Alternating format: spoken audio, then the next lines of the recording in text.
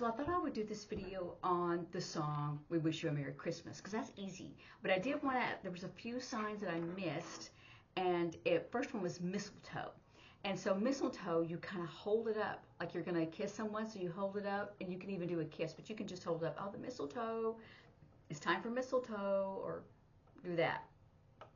The next one is stockings. We've already done that one on the holiday, but stockings, and we hang it up. And then like when we say we three kings or something like that, or the three kings came from the east, or the wise men came from the east. So we'll do both. So we could do wise, which is an X hand shape and goes like this, wise men. So we do it more than once to have that plural, M-E-N, instead of man. So we have wise man, man, which is men. Or we could do the three wise men, or the three kings. So it's the K hand shape, and remember we go on this whole royal banner thing, and we do it twice because it's more than once. I mean, you know, it's a plural, so you do it more than once. You can do it 3 times, but that's sometimes it's overkill. Okay, and then nativity, which is, I believe, from a French word. And remember we said Noel was like Christmas, right? Well, nativity is basically where we have the baby born, and then we have where we put him in the manger, right? So nativity. So you don't have to do that. When people say, oh, I collect nativities, that's when you got Mary and Joseph and the baby and the 3 wise men, and then you've got a cow and a sheep, and I've even got a drummer boy. Anyway, so you could do that. So drummer boy, right? And you could do your cow and your sheep. And a camel. Camel, because it's an animal. You could spell it. It might be more clear. It depends on if you're with children or if you're doing it in a hurry. So we wish you a Merry Christmas. It's pretty easy. And it's so we have point to here and go this. It just, you can do this for we, but if I was doing it a whole group, I'd say we, because everybody out there, we. So wish, a C hand shape, and it goes down. This is for desire or wish. I want something. Not, instead of want, it's a wish. We wish you point, you, those are our pronouns. So we could say, we wish you a Merry Christmas. We wish you a Merry Christmas. We wish you a Merry Christmas and a Happy New Year. Remember, this is our planet going around the sun. New, fresh, and merry and happy are the same sign. Okay, a Happy New Year. Good tidings we bring. So that's good news. So tidings means news or information. So good, and then we have information. We have our hands in a flat O hand shape, and we take it in our head, and we're going to spread out that information. Good tidings we bring. So you could say that, but it's like good tidings we bring to you and your kin. Good information. So this is already that we're sending it out, right, to you and your family, because kin is family. So we could say, good tidings we bring to all y'all and your family, instead of saying bring it. So good information for you and your family. I think that's a lot better. It looks a lot better. It feels a lot better. We wish you a Merry Christmas and a Happy New Year. Let's do that again. We wish you a Merry Christmas. But let's do, hang on, let's back up. We want, not just you, but usually when we sing this as a carol or we go caroling, then we're singing it to a group of people. So we wish you a Merry Christmas. We wish you a Merry Christmas. We wish you a Merry Christmas and a Happy New Year. New. Good tidings we bring to you and your kin. You could do, if you have time, I would just do family, because there's no sense in just, we could do it once. Good tidings we bring to you and your family. We wish you a Merry Christmas and a Happy New Year. That's pretty easy. We can do that again. But here's the interesting part. Let's do the second verse, which is, oh, bring us some figgy pudding, because they're wanting something to eat. Usually when you have carolers, you bring them some hot chocolate or something like that. And so what is figgy pudding? So it's British, and it's basically a cake that has dried fruit in it. So basically it's a fruit cake. So I thought that I would sign fruit cake instead of figgy pudding, because a pudding, if I did it in for the British meaning, it would be like fig soup. But it really, figgy pudding is a cake like, it's a dome shaped cake that has dried fruit in it. So basically it's a fruit cake.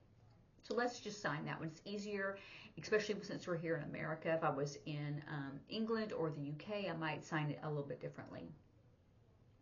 You would say, oh, bring us some fruit cake. And some, now, except for my sister, she would, everybody's going, oh, no, that's okay. That's, you don't have to bring it. But let's go ahead and sing it. So, bring us some fruit cake. We already know some of these signs, right? Oh, bring us some fruit cake. Oh, bring us some fruit cake, and bring it right now.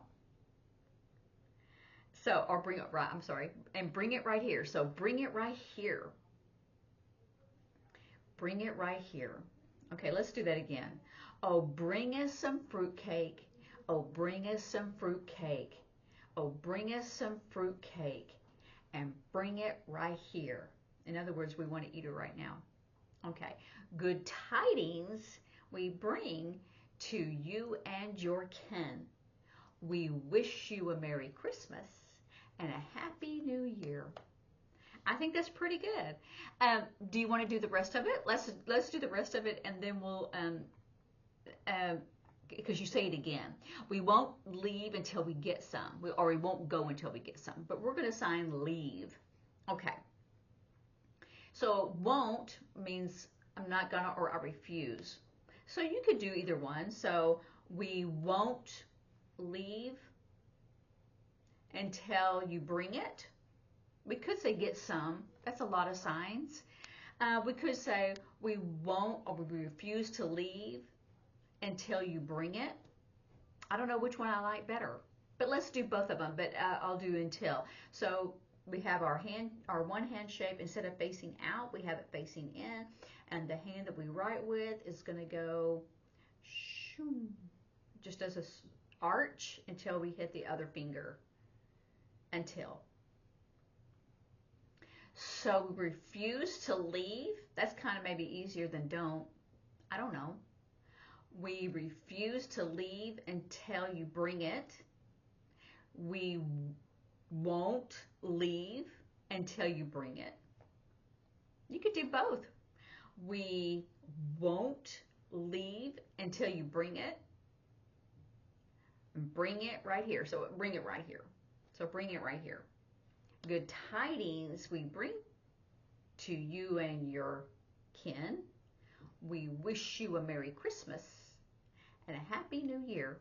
That's why it's really hard to sing and sign simultaneously, because I have a tendency to do the gloss, like we won't, so don't or refuse.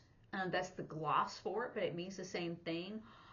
So bring it right here, or to you and your kin, and I always sign family. So sometimes it's a little bit difficult to sign and sing simultaneously. So usually I prefer to sign something because it's a little bit more accurate, and have someone else sing, because I can't sing, can't carry a tune in a bucket. Okay, so let's go to carry it from the top.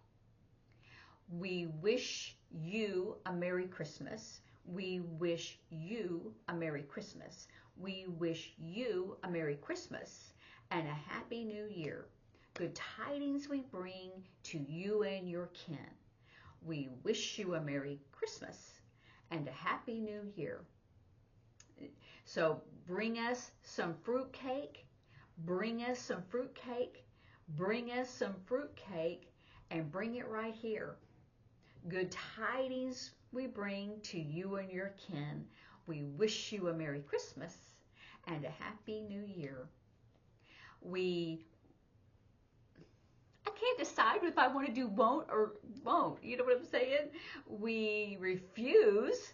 We won't leave until you bring it, right? We won't go until we get some. That's where it messes up. This is where ASL, where you're using the gloss. We won't go, leave until you bring it, until we get some. That's just too much. Get some. That's too many signs, and it kind of loses its flow when you watch someone sign out. We won't go until you bring some. We won't go until you bring it. So bring it right here. Good tidings to you and to your kin. We wish you a Merry Christmas and a Happy New Year. So practice that with the music. You've got the signs, and really, I practice the signs first. I look at it and I read, and I know if I know the song, I already know how it sounds, and so I put the words and I fit it in, and which signs will fit in there nice and smooth, and then I do that, and then I practice without the music. Why do I do that? I practice without the music so it'll be smooth. So I've got the signs and I know them, and then I'll start practicing with the music because I have the signs now. I know how I'm going to do that. And now I can fit it into the music. So it'll be a smoother and more enjoyable. You'll just have a lot of fun. So practice, have fun, and I will see you later. Bye.